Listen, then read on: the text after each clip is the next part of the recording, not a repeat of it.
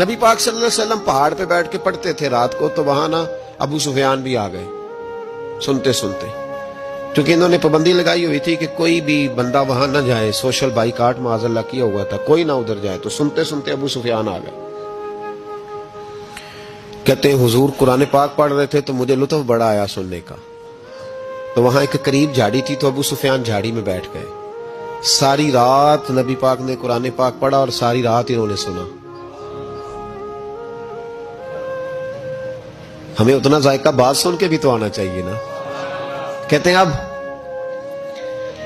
مجھے نہیں پتا تھا کہ اخنس بن شریک بھی کہیں آیا ہوا ہے، اس نے بھی وہی بھی یہ دیکھنے آیا کہ کہیں کوئی وہاں آیا ہوا تو نہیں، وہ بھی کسی کونے میں جھاڑی میں بیٹھ گیا، حضور قرآن پاک کی تلاوت فرماتے رہے، وہ ساری رات سنتا رہا۔ ادھر سے کہیں ابو جال بھی آ گیا، پتھر دل تھا، پر میرے مصطفیٰ قرآن پڑھتے تھے تو کان اس کے بھی کھڑے ہو جایا کرتے، ساری رات تلاوت سنتے رہے، تینوں پکے کافر جھاڑیوں میں بیٹھ کر تلاوت سنتے رہے۔ صبح جب جانے لگے تو ملاقات ہو گئی، تو کدھر آیا تھا؟ اس نے کہا پہلے تو بتا تو کدھر آیا تھا؟ میں تو آیا تھا دیکھوں کوئی آیا تو نہیں، میں تو کدھر؟ اس نے کہا میں بھی یہی دیکھنے آیا تھا کہ یہاں کوئی آتا جاتا تو نہیں۔ ابو جال زیادہ شاطر تھا، کہنے لگا خبردار کل کوئی نہ آئے، آج تو آ گئے کل نہ ہونا۔ اللہ اکبر۔ لیکن جہاں دل لگا ہوتا ہے نا وہاں دل کھینچا چلا جاتا ہے، دل جہاں لگ جاتا ہے نا وہاں دل کھینچا چلا جاتا ہے۔ یہ دل کا بھی اپنا ایک معاملہ ہے نا، اب لگ گیا تھا قرآن پاک کی تلاوت سے۔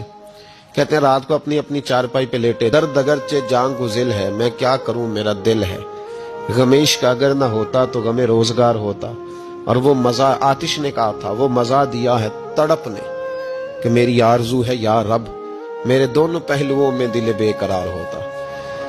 کہتے ہیں کہ اگلی شام پھر آئی، وہی کیفیت، وہی انداز، وہی شوق، چارپائی پہ لیٹے پر کانوں میں وہ آواز رس گھولے، لیٹا نہ گیا، اٹھے پہنچے، لیکن آج جگہ بدل کے بیٹھ گئے تینوں۔